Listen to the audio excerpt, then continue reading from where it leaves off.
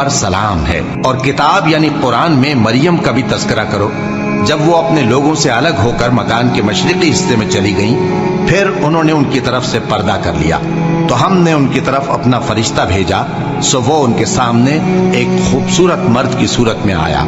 مریم بولی کہ اگر تم پرہیزگار ہو تو میں تم سے بچنے کے لیے رحمان کی پناہ لیتی ہوں۔ فرشتے نے کہا کہ میں تو تمہارے پروردگار کا بھیجا ہوا یعنی فرشتہ ہوں، اور اس لیے آیا ہوں کہ تمہیں پاکیزہ لڑکا بخشوں۔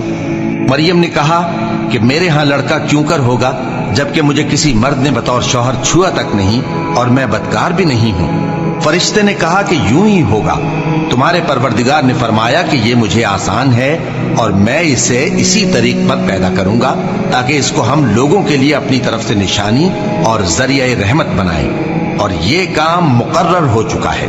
چنانچہ وہ اس بچے کے ساتھ حاملہ ہو گئیں اور اسے لے کر ایک دور جگہ چلی گئیں۔ پھر درد ذہ ان کو کھجور کے تنے کی طرف لے آیا، کہنے لگی کہ کاش میں اس سے پہلے مر چکتی اور بھولی بسری ہو گئی ہوتی۔ تب ان کے ٹیلے کے نیچے کی جانب سے فرشتے نے ان کو آواز دی کہ غمناک نہ ہو، تمہارے پروردگار نے تمہارے نیچے ایک چشمہ پیدا کر دیا ہے، اور کھجور کے تنے کو پکڑ کر اپنی طرف ہلاؤ، وہ تم پر تازہ عمدہ کھجوریں گرائے گا، تو کھاؤ اور پیو اور آنکھیں ٹھنڈی کرو۔ اگر تم کسی آدمی کو دیکھو تو کہنا کہ میں نے اللہ کے لیے روزے کی منت مانی، تو آج میں کسی آدمی سے ہرگز کلام نہیں کروں گی۔ پھر وہ اس بچے کو اٹھا کر اپنی برادری والوں کے پاس لے آئیں۔ وہ کہنے لگے کہ مریم یہ تو نے برا کام کیا، اے ہارون کی بہن، نہ تو تیرا باپ ہی برا آدمی تھا اور نہ تیری ماں ہی بدکار تھی۔ تو مریم نے اس بچے کی طرف اشارہ کیا۔